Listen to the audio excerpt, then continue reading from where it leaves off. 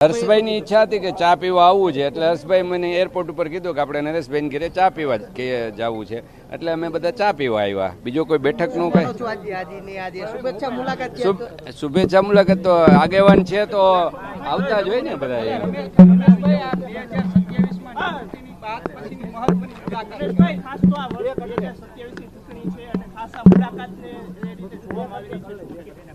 ના ના, આપણા ડેપ્યુટી સીએમ હર્ષભાઈની લાગણી હતી અને ઈચ્છા હતી કે આપણે નરેશભાઈની શુભેચ્છા મુલાકાત લઈ. અમારે એરપોર્ટ ઉપર નક્કી થયું એટલે અમે આવ્યા. બાકી તો બીજી કઈ આમાં બેઠકની કોઈ વાત જ નથી.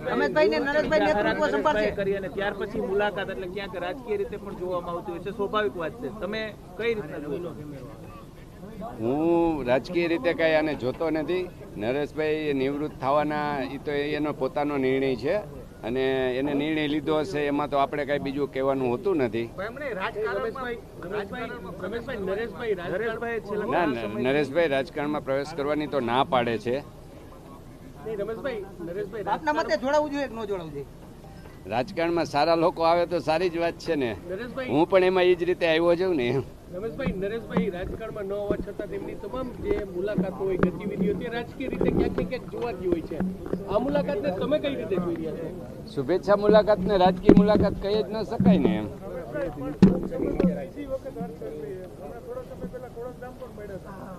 આ તો મેં કીધું એમ સામાજિક આગેવાન હોય એને અમે રાજકીય લોકો એને મુલાકાત લેતા જ હોય. હું પણ ગઈકાલે ઘણા સામાજિક લોકોની ઘરે ગયો હતો મળવા. એટલે એ તો સ્વાભાવિક છે કે સામાજિક લોકો સામાજિક કામ કરતા હોય તો એને અમારે રાજકીય લોકોએ મળવું અને એની શુભેચ્છા મુલાકાત લેવી એ અમારી ફરજનો ભાગ છે.